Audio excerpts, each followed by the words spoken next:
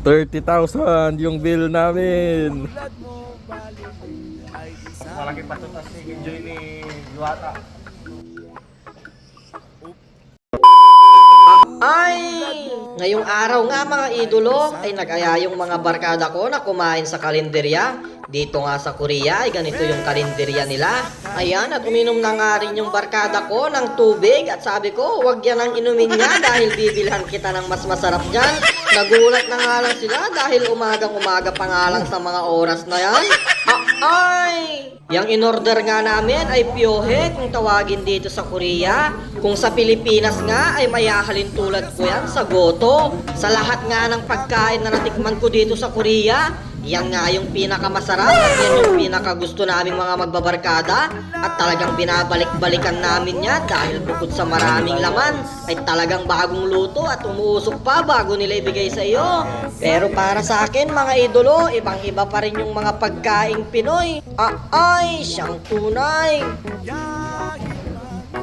Mas malaki pa ito kasi enjoy ni Luata.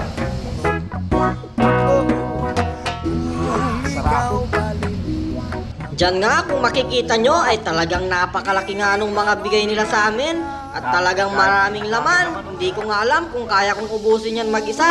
Dahil pag kumakain kami dito, mayroon at mayroon kaming natitira. Dahil talagang hindi namin kayang ubusin dahil napakarami.